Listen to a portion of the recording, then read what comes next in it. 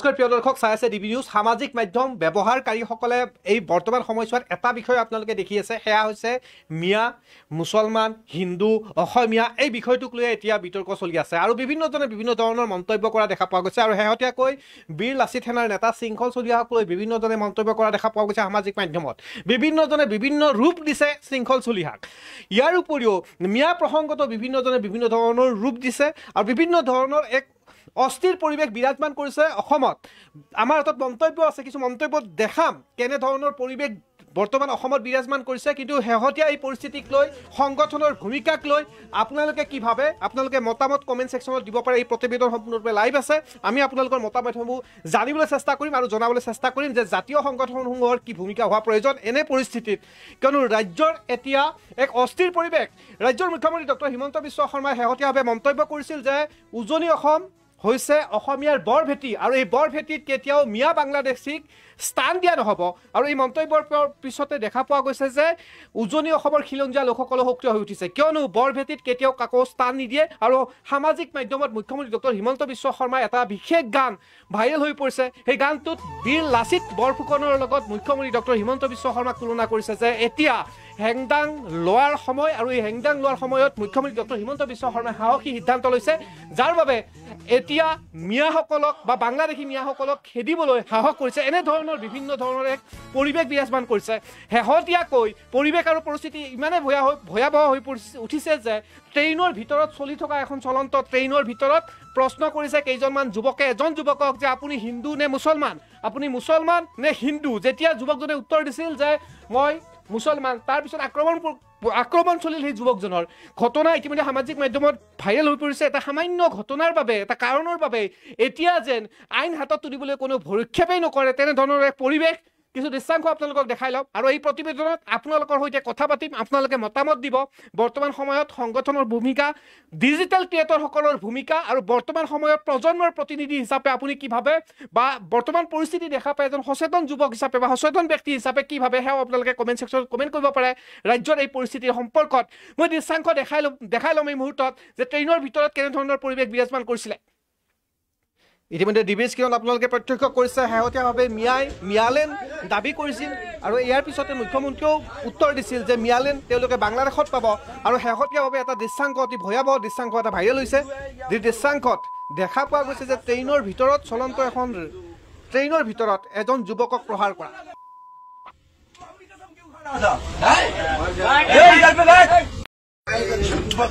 बताना बहुत बताया कि तेरा यहाँ बात छे रहेगा बेटा।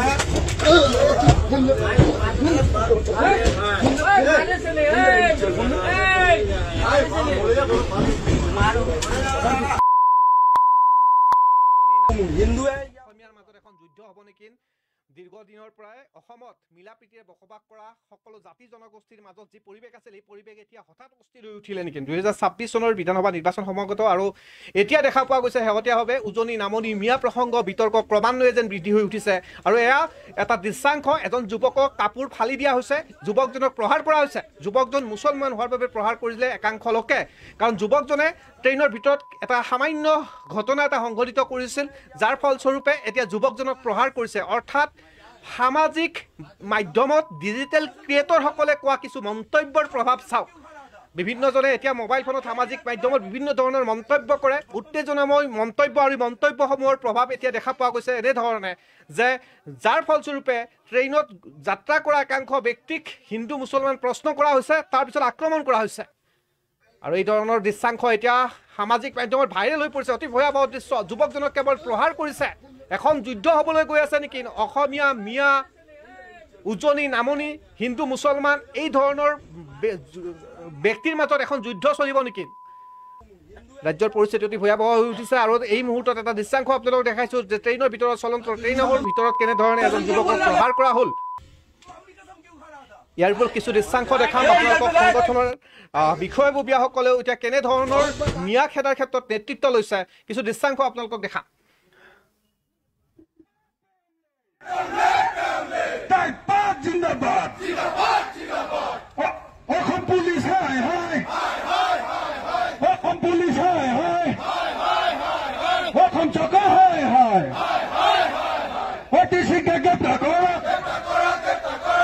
গ্ৰেপ্তাৰ কৰুক, অতি শীঘ্ৰ গ্ৰেপ্তাৰ কৰুক, অতি শীঘ্ৰ গ্ৰেপ্তাৰ কৰুক। এনেধৰণে ৰাজপথত ওলাই অহা দেখা পোৱা গৈছে। প্ৰসংগ মিয়া দা লৈ টাইপাৰ সদস্যসকলক আক্ৰমণ কৰাৰ চেষ্টা, আৰু ইয়াৰ ফলস্বৰূপে এতিয়া দেখা পোৱা গৈছে যে টাই আহোম যুৱ পৰিষদৰ চমুকৈ টাইপাৰ আহ্বানত সোণাৰীত সমবেত হয় খিলঞ্জীয়া ৰাজ্যৰ লগতে জাতীয় জনগোষ্ঠীয় দল সংগঠন। আৰু এই সন্দৰ্ভত তেওঁলোকে ইতিমধ্যে প্ৰতিবাদী সভা আয়োজন কৰিছে। কোনো কাৰণতে মিয়াক প্ৰশ্ৰয় নিদিবলৈ আহ্বান থলুৱা মুছলমানৰ। আৰক্ষী প্ৰশাসনৰ আলোচনা মৰ্মে সাময়িকভাৱে স্থগিত এই প্ৰতিবাদৰ কাৰ্যসূচী। চৰাইদেউ জিলাৰ আৰক্ষী প্ৰশাসনক 48 ঘণ্টা সময়সীমা বান্ধি দিলে টাইপাৰ লগতে প্ৰতিবাদকাৰী দল সংগঠনসমূহে। 48 ঘণ্টাৰ ভিতৰত খিলঞ্জীয়াক আক্ৰমণ কৰিব বিচৰা সন্দেহযুক্ত মিয়াক আটক কৰি পুনৰ 9 আগষ্টত পুনৰ প্ৰতিবাদী কাৰ্যসূচী ৰূপায়ণ কৰাৰ হুংকাৰ দিছে টাইপাৰ। মিয়াৰ সৈতে ন' কম্প্ৰমাইজ, উজনিত মিয়া থাকিব নোৱাৰিব, এয়া আমাৰ শেষ কথা। মিয়াই এতিয়া সিংহক জকাই ল'লে। আজি 50জনতকৈও অধিক মিয়াক উজনিৰ পৰা খেদি পঠিয়াইছোঁ। জাতীয় সংগ্ৰামী সেনাৰ কেন্দ্ৰীয় সভাপতি চিত্তু বৰুৱাও এনেধৰণৰ বিস্ফোৰক মন্তব্য কৰিছে। আৰু দেখা পোৱা গৈছে যে প্ৰসংগ মিয়াক লৈ আজিৰ দিনটোত দেখা পোৱা গৈছে টাইপাৰ একাংশ সদস্য বিষয়ববীয়া সোণাৰীত ৰাজপথত এনেধৰণে ওলাই আহিছে। মুঠৰ ওপৰত এতিয়া কেৱল মিয়া প্ৰসংগ আৰু এক প্ৰকাৰ যে যুদ্ধ সদৃশ পৰিৱেশ। ডিজিটেল ক্ৰিয়েটৰসকলেও বিভিন্ন ধৰণৰ মন্তব্য কৰিছে। আৰু এনে সময়তে সামাজিক মাধ্যমৰ এটা বিশেষ মন্তব্য প্ৰিয়ংকা কলিতা নামৰ এগৰাকী যুৱতীয়ে প্ৰশ্ন কৰিছে যে মিয়াৰ মিলা প্ৰীতি আছে, কিন্তু একেখিনি সময়তে হিন্দুৰ মিলা প্ৰীতি কম বুলি উল্লেখ কৰিছে। মুঠৰ ওপৰত এতিয়া এক প্ৰকাৰ উজনি নামনি মিয়া অসমীয়াৰ মাজত যুদ্ধ হ'বলৈ গৈ আছে নেকি। সামাজিক মাধ্যমত এই যুদ্ধ চলি আছিল, বিভিন্নজনে মন্তব্য কৰিছিল সেই যুদ্ধ চলি আছিল, কিন্তু আইন হাতত তুলি লোৱা নাছিল। আৰু শেহতীয়াভাৱে এটা দৃশ্যাংশ যেতিয়া সামাজিক মাধ্যমত ভাইৰেল হ'ল, আৰু এই দৃশ্যাংশ ভাইৰেল হোৱাৰ পিছত ভয়াৱহ হৈ উঠিছিল। মই পুনৰ দেখাই দিছোঁ এই দৃশ্যাংশ কেনেধৰণে ট্ৰেইনৰ ভিতৰত এজন যুৱকক প্ৰহাৰ কৰা হৈছিল, যুৱকজন মুছলমান, যুৱকজনক প্ৰহাৰ কৰা হৈছিল। আৰু যুৱকজনক কি কাৰণে, এটা সামান্য ঘটনাৰ বাবে যুৱকজনক প্ৰহাৰ কৰা হৈছিল। আৰু এই ঘটনা পৰৱৰ্তী প্ৰতিবেদন আপোনালোকক জনাম যুৱকজনক কিয় প্ৰহাৰ কৰিলে এনেধৰণে। এই মুহূৰ্তত মই কিছু মন্তব্য দেখাম।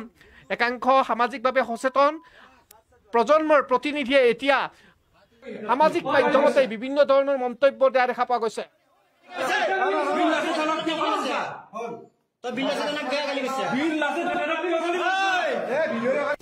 প্ৰথম প্ৰশ্নটো হ'ল বীৰ লাচিত সেনা অসমৰ কোন হয়?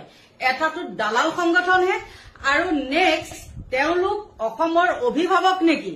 অভিভাৱকটো নহয়, তেওঁলোক এটা ঠগি খোৱা, আগ তাক দম দি পেলাই খোৱা এটা দালাল। এই শৃঙ্খল চলিহা, তোর শরীরে নাই 1.5 কেজি মাংস, ফালাফালিটা তো ভালোই শুরু করছস। একটু শরীরটার দিকে চাইয়া দেখ, পারলে আমার থেকে আধা কেজি কম হইব। আবার হইতে চাইছাছস নেতা নেতা। বাংলাদেশী মিয়া এই অসমীয়া চুলাইখুৰ মদখুৰ কি কবি ক? চাই ল অসমত অসমীয়া কেনেকে খেতি কৰে। খেতি কৰবাই লাগিব এতিয়া। আজিকালি মিয়াই খেতি কমাই দিছে। আমাৰ মিয়া ক'ত থাকে আজিকালি?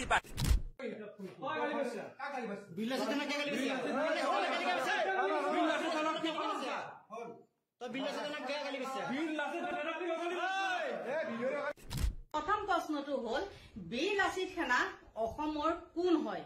এটাটো দালাল সংগঠনহে, আৰু নেক্সট তেওঁলোক অসমৰ অভিভাৱক নেকি? অভিভাৱকটো নহয়, তেওঁলোক এটা ঠগি খোৱা, আগ তাক দম দি পেলাই খোৱা এটা দালাল। এই শৃঙ্খল চলিহা, তোর শরীরে নাই 1.5 কেজি মাংস, ফালাফালিটা তো ভালোই শুরু করছস। একটু শরীরটার দিকে চাইয়া দেখ, পারলে আমার থেকে আধা কেজি কম হইব। আবার হইতে চাইছাছস নেতা নেতা।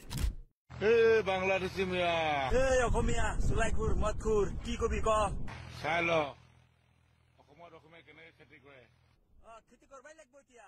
আজিকালি মিয়াই খেতি কমাই দিছে। ইতিমধ্যে আপোনালোকে ডিবি নিউজৰ স্ক্ৰীণত প্ৰত্যক্ষ কৰি আছে। বিভিন্নজনে বিভিন্ন ধৰণৰ মন্তব্য কৰিছে। আমাৰ কমেণ্ট ছেকশ্যন খুলি দিয়া হৈছে। ফাৰুক আহমেদে উল্লেখ কৰিছে কি যে হ'ব অসমখনত।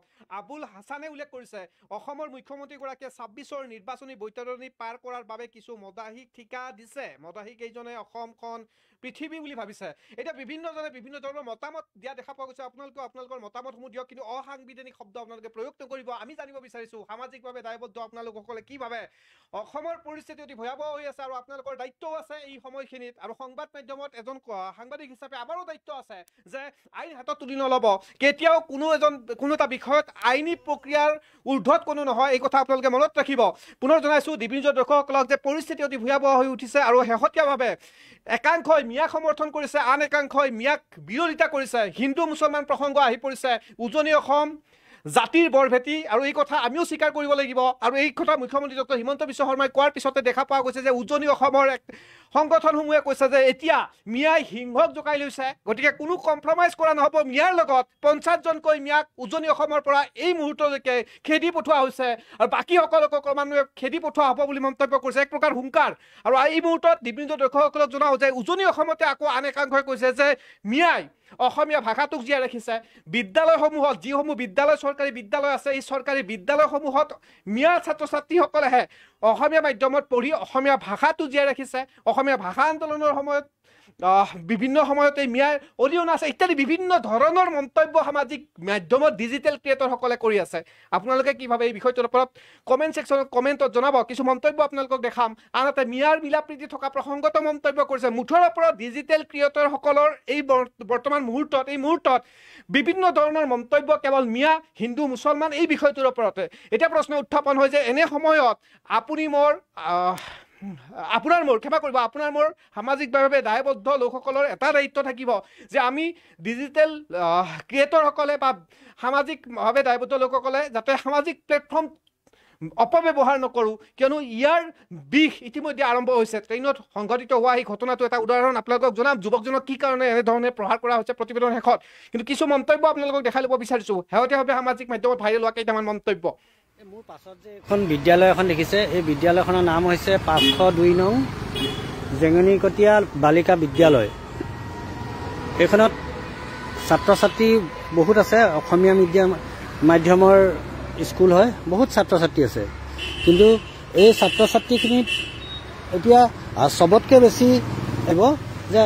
বেছি ইয়াত ভাড়াতীয়া মানুহৰ ল'ৰা ছোৱালী বেছি আছে ইয়াৰ স্থানীয় মানুহৰ ল'ৰা ছোৱালী নাই আৰু ভাড়াতীয়া মানুহৰ যিখিনি ল'ৰা ছোৱালী আছে সেইখিনি হৈছে মিয়া মানুহ এতিয়া এই অসমীয়া মাধ্যমৰ যিবিলাক স্কুল আছে এই স্কুলবিলাকত বেছিভাগেই মিয়া মানুহৰ ল'ৰা ছোৱালীহে পঢ়ে আৰু যিকেইটা খুব কম সংখ্যক স্থানীয় লোকেল অসমীয়া ল'ৰাই পঢ়ে এতিয়া কথাটো হ'ল যে অসমীয়া মাধ্যমৰ এই বিদ্যালয়বিলাক ধৰি ৰাখিছে কোনে অসমীয়া যিটো জাতীয়তাবাদ অসমীয়া যিটো শিক্ষা এই শিক্ষাটো ধৰি ৰাখিছে কোনে এই ভাড়াতীয়া মিয়া মানুহখিনিয়ে এই অসমীয়া মাধ্যমৰ স্কুলবিলাক ধৰি ৰাখিছে কথাটো গম পাইছে নাই মই কেলৈ কৈছোঁ এই জাতীয়তাবাদ বুলি কৈ চিঞৰি ফুৰা জাতীয়তাবাদ বুলি কৈ পেলাই বিভিন্ন সময়ত বিভিন্ন মানুহৰ পৰা চান্দা তোলা এইসকল ব্যক্তিৰ ল'ৰা ছোৱালীবিলাক কিন্তু এনেকুৱা অসমীয়া মিডিয়ামৰ স্কুলত নপঢ়ে ইংৰাজী মাধ্যমত পঢ়ে গতিকে অসমীয়াটো বচাই ৰাখিবলৈ হ'লে জাতীয়তাবাদটো বচাই ৰাখিবলৈ হ'লে নিজৰ ল'ৰা ছোৱালীবিলাকক অসমীয়া মাধ্যমৰ স্কুলত পঢ়াবও লাগিব তাৰ পাছতহে জাতীয়তাবাদটো চিঞৰিব লাগিব গতিকে এটা কথা ক'ম যে এই স্কুলবিলাকত অসমীয়া যিটো মাধ্যম এই মাধ্যমটো মিয়া মানুহে বচাই ৰাখিছে তাকে চাই আমি কামবিলাক কৰিব লাগিব আৰু বেছি জাতীয়তাবাদ যেতিয়া দেখাম সেই জাতীয়তাবাদ ৰক্ষা কৰিবলৈ হ'লে নিজৰ ল'ৰা ছোৱালীবিলাক এই ডন বস্কো এই হলি নেম বা এই হলি নেমৰ কথা নকওঁ বাৰু এই যিবিলাক ইংৰাজী মাধ্যম আছে নামটো ক'লে ভুল হ'ব ইংৰাজী মাধ্যমৰ যিবিলাক স্কুল আছে সেই স্কুলবিলাকত নিদি যদি অসমীয়া মাধ্যম বচাবলৈ আছে এনে ধৰণৰ স্কুলবিলাকত আপোনালোকে দিবলৈ চেষ্টা কৰিব এখেতে মন্তব্য কৰিছে যে বৰ্তমান সময়ত অসমীয়া মাধ্যমত পঢ়া ছাত্ৰ ছাত্ৰীসকল মিয়া শিৱসাগৰ এখন বিদ্যালয়ৰ সন্মুখত তেখেতে লাইভ আহি উল্লেখ কৰি কৈছে যে বৰ্তমান সময়ত মিয়াই অসমীয়া ভাষাক জীয়াই ৰাখিছে মুঠৰ ওপৰত এতিয়া সামাজিক মাধ্যমত কেৱল এটাই কথা মিয়া অসমীয়া নামনি উজনি এই ধৰণৰ পৰিৱেশ বিৰাজমান কৰিছে আমাৰতো আৰু কিছু মন্তব্য আছে শৃংখল চলিহাক বিভিন্ন ধৰণে সমালোচনা কৰিছে ডিজিটেল ক্ৰিয়েটৰৰ একাংশ লোকে বিভিন্ন ধৰণৰ ভংগীমাৰে শৃংখল চলিহাৰ নাম লৈছে আনহাতে এতিয়া কমেণ্ট ছেকশ্যন আৰম্ভ হৈছে কমেণ্টটো আপুনিও কমেণ্ট কৰি জনাব পাৰে যিসকলে ডিবি নিউজ এই মুহূৰ্তত লাইভত সংযুক্ত হৈছে তেওঁলোকৰ কমেণ্ট জনাব পাৰে ইতিমধ্যে কমেণ্ট নোভা চাউদুৱে কমেণ্ট কৰিছে কোনোবাই কাৰোবাৰ সম্পত্তিৰ ওপৰত জোৰকৈ জবৰদস্তকৈ আক্ৰমণ কৰি লোকে সেয়া মনে মনে চাই থাকিব কৰ্ম কৰাৰ উদ্দেশ্যে উজনি অসমলৈকে নগৈ বেলেগ বেলেগ ৰাজ্যসমূহত যাব লাগে মিয়া মুছলমানসকল উজনি অসমলৈকে মিয়া মুছলমান লোকসকলক কৰ্মৰ সূত্ৰে নগ'লে মিয়াৰ একো ক্ষতি নহয় বুলি উল্লেখ কৰিছে এখেতে মিয়াক সমৰ্থন কৰি উল্লেখ কৰিছে মুঠৰ ওপৰত এতিয়া মিয়া অসমীয়া হিন্দু মুছলমান এই ধৰণৰ ঘটনা কিন্তু এই সময়ত পুনৰবাৰ জনাইছোঁ সামাজিকভাৱে দায়বদ্ধ লোকসকলে সামাজিক মাধ্যমত আপোনালোকে কৰা পোষ্টসমূহ সংযত ৰূপত আপোনালোকে পোষ্ট কৰিব লাগিব কোনো ধৰণৰ অসাংবিধানিক শব্দ ব্যৱহাৰ নকৰিব আৰু এই সময়খিনি অতি জটিল আমাৰ আৰু কিছু মন্তব্য আছে শেহতীয়াভাৱে কৰা কিছু মন্তব্য য'ত শৃংখল চলিহাক উদ্দেশ্যে বিভিন্ন ধৰণৰ মন্তব্য কৰা দেখা পোৱা হৈছে আৰু একাংশ সংগঠনৰ বিষয়ববীয়াসকলেও বিভিন্ন স্থানলৈকে গৈছে বিচাৰি গৈছে তেওঁলোকে বিভিন্নজনক মিয়াক এই ধৰণৰ পৰিৱেশ বিৰাজমান কৰিছে কিছু মন্তব্য আনকাত আপোনালোকক শুনাইছোঁ এটাটো দালাল সংগঠনহে আৰু নেক্সট তেওঁলোক অসমৰ অভিভাৱক নেকি অভিভাৱকটো নহয় তেওঁলোক এটা ঠগি খোৱা আক তাক দম দি পেলাই খোৱা এটা দালাল এই শৃংখল চলিহা তোর শরীরে নাই 1.5 কেজি মাংস ফালাফালিটা তো ভালোই শুরু করছস একটু শরীরটার দিকে চাইয়া দেখ পারলে আমার থেকে আধা কেজি কম হইব আবার হইতে চাইছাছস নেতা নেতা এ বাংলাদেশী মিয়া এই অসমীয়া চুলাইখুৰ মদখুৰ কি কবি ক চাই ল অসমীয়া কেনেকে খেতি কৰে খেতি কৰবাই লাগিব এতিয়া আজিকালি মিয়াই খেতি কমাই দিছে আমাৰ মেয়ে ক'ত থাকে আজিকালি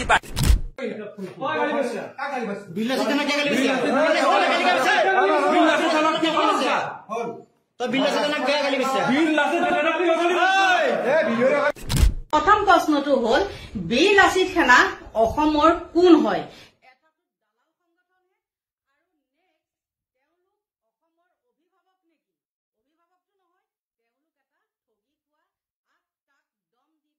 এটা দালাল এই শৃংখল চলিহা ইতিমধ্যে সামাজিক মাধ্যমত এনেধৰণে মন্তব্য বহুত আছে বিভিন্নজনে বিভিন্ন ধৰণে মন্তব্য কৰিছে একাংশই শৃংখল চলিহাক সমৰ্থন কৰিছে একাংশই শৃংখল চলিহাক বিভিন্ন ধৰণে সমালোচনা কৰিছে কিন্তু এয়া শুভলক্ষণ নহয় শৃংখল চলিহাক বিভিন্ন ধৰণে কাৰ্টুন বনাই লৈছে এয়াও শুভলক্ষণ নহয় কিয়নো এই সময়ত আমি সকলোৱে সংযত হোৱাৰ প্ৰয়োজন আহি পৰিছে আৰু প্ৰিয়ংকা কলিতা নামৰ এগৰাকী যুৱতী আকৌ মন্তব্য কৰিছে যে মিয়াৰ তেনেধৰণৰ মিলাপ্ৰীতি আছে সেই মিলাপ্ৰীতি অসমীয়াৰ কত হিন্দু ধৰ্মৰ লোকসকলৰ কত এনেধৰণৰ মন্তব্য আমাৰ হাতত আহি পৰিছে শুনাই লৈছোঁ সেই মন্তব্য আজি এজন মিয়াক কওঁতে হাজাৰ হাজাৰ মুছলমানৰ গাত লাগি গ'ল আৰু হাজাৰ হাজাৰ মুছলমানে তে মিয়াৰ হকে মানে মাত মাতিছে কিন্তু আমাৰ কি হয় আমাৰ যেতিয়া হিন্দুৰ কথা আৰু তেওঁলোকৰ মান্যতাত আল্লাহ তেওঁলোকৰ এটাই গতিকে তেওঁলোকে এক হৈ থাকে সদায় কিন্তু আমাৰ মাজত বিভাজন আছে আমাৰ মাজত বহুত বিভাজন আছে আমি নিজৰ মাজতে ভাগ হৈ কেনে গৈছোঁ আমি ক'বলৈকে টান পাওঁ আমি হিন্দু কিন্তু মই ক'বলৈকে টান নাপাওঁ যে মই হিন্দু আৰু সকলো এইদিনা মই দেখিছোঁ ল'ৰা এজনে কৈছিলে যে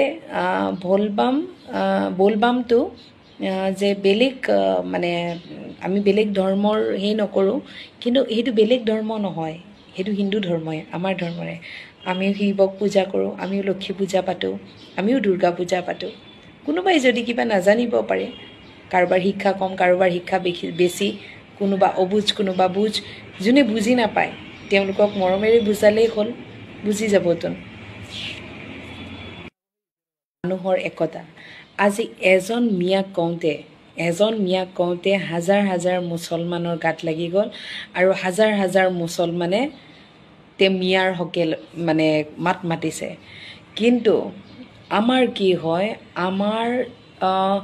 আমাৰ যেতিয়া হিন্দুৰ কথা আহি যায় হিন্দুৰ কথা কিন্তু আমি হিন্দু বুলি কেনে কিন্তু সামাজিক মাধ্যমত বিভিন্নজনে বিভিন্ন ধৰণৰ মন্তব্য কৰা দেখা পোৱা গৈছে আৰু শৃংখল চলিহাৰ বিৰুদ্ধেও ফৌজদাৰী মানহানি গোচৰ ইতিমধ্যে আমচুৰ নেতাই উল্লেখ কৰিছে 5 কোটি টকাকৈ দেৱানী মানহানি গোচৰ তৰিছে আমচুৰ নেতা তথা অধিবক্তা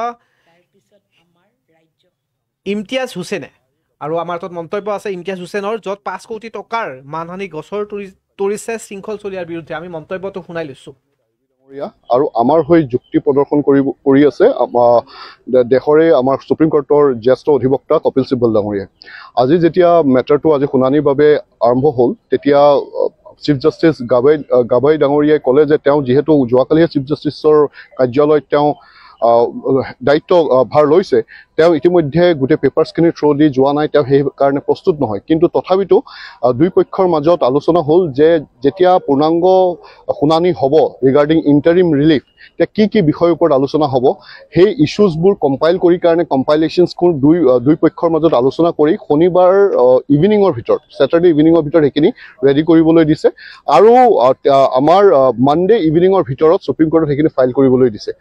আৰু অহা মঙলবাৰে 20 তাৰিখে 4 ঘণ্টা সময় এলকেট কৰা হ'ব। বোথ দ্য পাৰ্টিছক 2 ঘণ্টাকৈ 4 ঘণ্টা সময় এলকেট কৰা হ'ব নিজৰ যুক্তি প্ৰদৰ্শন কৰিবলৈ। এই গোটেই শুনানিৰ ভিতৰত আকৌ কিছুমান নতুন কথা আহিছে। আপোনালোকে অৱগত যে চিফ জাষ্টিছ সঞ্জয় খান্নাই যিমানটা পেটিশ্যন আহিছিল তাৰ ভিতৰত 5টা মেইন লিড পেটিশ্যন হিচাপে নিৰ্ধাৰিত কৰিছিল। কিন্তু আজি বহু পেটিশ্যনাৰ আহি কৈছিল তেওঁলোকৰ পক্ষখিনিও শুনিবলৈ লাগে। এনেধৰণৰ কিছুমান কথা আহিছিল। কোনোবাই পেটিশ্যন লৈ আহিছিল যে 1995 ৱাক অফ এমেণ্ডমেণ্ট এক্টৰ ওপৰতো কিছুমানে চেলেঞ্জ আনিছিল। সেই বিষয়খিনি বৰ্তমানৰ CJ গাবাই মাইলৰ্ড গাবায়ে তেওঁ নাকচ কৰিছে আৰু যি হিচাপে 5টাই মূল লিড পেটিশ্যনাৰ থাকিব আৰু যি 2 ঘণ্টা সময় এলকেট কৰা হৈছে পেটিশ্যনাৰ বা ৰেছপণ্ডেণ্ট তেওঁলোকে নিজে মিটিং কৰি যদি সেইখিনি এডজাষ্ট কৰিব পাৰে বেলেগ কথা। সেই আমচুৰ ফালৰ পৰা IA 117824 of 2025 এই ৱাক অফ এমেণ্ডমেণ্ট এক্টত ইণ্টাৰভেনিং পেটিশ্যন হিচাপে ফাইল কৰা হৈছিল। আমাৰ advocate on record Fuzail Ahmed Ayyubi ডাঙৰীয়া আৰু আমাৰ হৈ যুক্তি প্ৰদৰ্শন কৰি আছে দেশৰে আমাৰ সুপ্ৰিম কোৰ্টৰ জ্যেষ্ঠ অধিবক্তা কপিল সিব্বল ডাঙৰীয়া। আজি যেতিয়া মেটাৰটো আজি শুনানিৰ বাবে আৰম্ভ হ'ল তেতিয়া এনেধৰণে সামাজিক মাধ্যমত বিভিন্নজনে বিভিন্ন ধৰণৰ মন্তব্য কৰিছে। কিন্তু এটা কথা সকলোৱে মনত ৰখা উচিত যে আপোনালোকে সামাজিক মাধ্যম ব্যৱহাৰ কৰোঁতে এতিয়া এশবাৰ ভাবক, কিয়নো বিভিন্ন ধৰণৰ মন্তব্য নিদিব।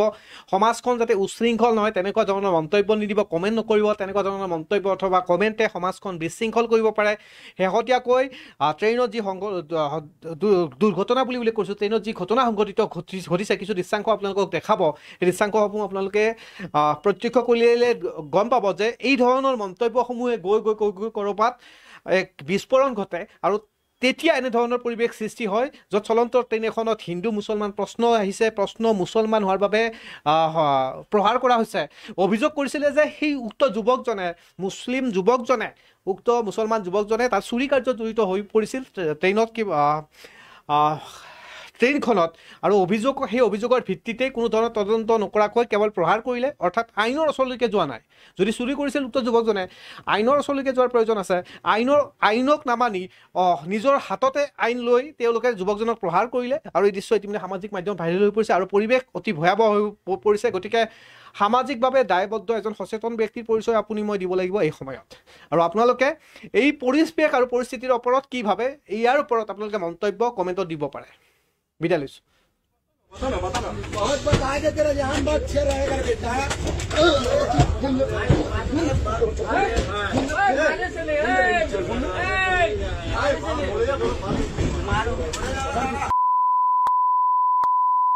हिंदू है या मुसलमान? बता, सच सच बता। मैं हिंदू। हाँ तो हिंदू कसम क्यों बोल रहा था? तू अपनी कसम क्यों खा रहा था? इधर पे बैठ। बता ना। जिंदाबाद। हम पुलिस है, हम पुलिस है, हम चौका है। OTC के ग्रेप्तार करो, ग्रेप्तार करो, OTC के ग्रेप्तार करो, OTC के ग्रेप्तार करो।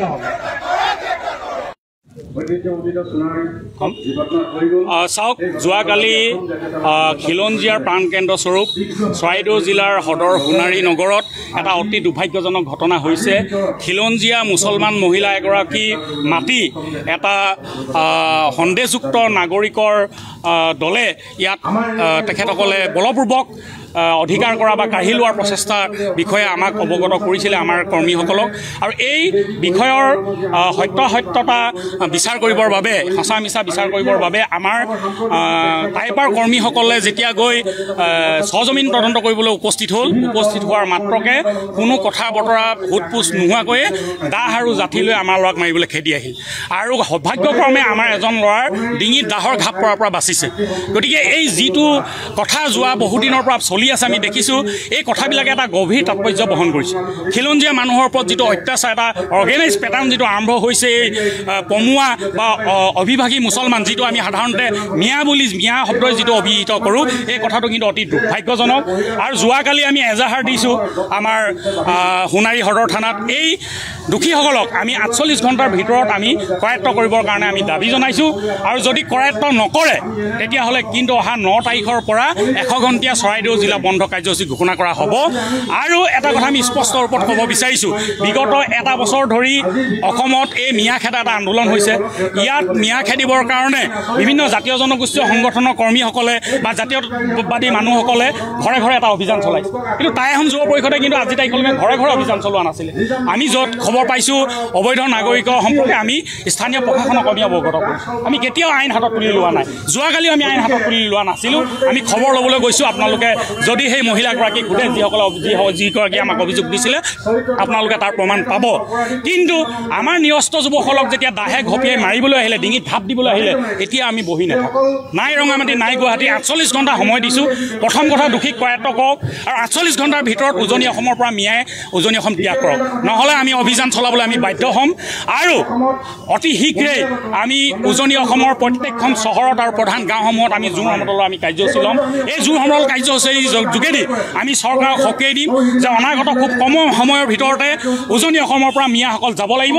যদি উজনিৰ পৰা মিয়াসকল আঁতৰি নাযায় তেতিয়াহ'লে কিন্তু আমি ঘৰে ঘৰে আমি অভিযান চলাবলৈ টাই আহোম যুৱ পৰিষদ বাধ্য হ'ম আজিৰ পৰা আমাৰ সংগ্ৰাম আৰম্ভ হৈছে আজি ঘটনাৰ বুজ ল'বলৈ আমাৰ সমগ্ৰ অসমৰ কৰ্মীসকল আজি ইয়াত সমবেত হৈছে মই আমাৰ কৰ্মীসকলৰ লগত ইতিমধ্যে আলোচনা কৰিছোঁ আৰু আজি এই প্ৰতিবাদী সভাৰ পিছতে আমি সমগ্ৰ কাৰ্যসূচী সন্দৰ্ভত আমি আলোচনা কৰি আপোনালোকক অৱগত কৰিম ইতিমধ্যে যিকেইটা সিদ্ধান্ত লোৱা হ'ল আপোনালোকক কৈছোঁ নাই ৰঙামাটি নাই গুৱাহাটী উজনি অসমত জনগাঁথনি সলনি কৰিবলৈ দিয়া নহ'ব নামনিত যিধৰণে এটা পেটাৰ্ণ কৰি পেলাই এই পমুৱা মুছলমানসকলে বা বাংলাদেশী মূলৰ মুছলমানসকলে যেনেধৰণে আমাৰ জনগাঁথনি সলনি কৰিলে উজনি অসমত সেয়া হ'বলৈ নিদিয়ে টাই আহোম যুৱ পৰিষদে আমাৰ পূৰ্বপুৰুষসকলৰ যিটো আমাৰ পৰম্পৰা বা পূৰ্বপুৰুষসকলৰ যিটো আমাৰ এটা শক্তিশালী আমাৰ পৰম্পৰা ৰাখি থৈ গৈছে তেখেতসকলৰ সেই পৰম্পৰা সুঁৱৰি আমি অনাগত দিনত উজনি অসম সুৰক্ষাৰ বাবে আমি হাতে হাতে আমি হেংদাং লৈ ওলাই আহিম যিজন অপৰাধী মিয়া আমি তেখেতক গ্ৰেপ্তাৰ কৰিবলৈ দাবী জনাইছিলোঁ আজি গ্ৰেপ্তাৰ নকৰাৰ কাৰণে আমি কালি এখন এজাহাৰ দিছোঁ গ্ৰেপ্তাৰ নকৰাৰ কাৰণে আজি সোণাৰী থানা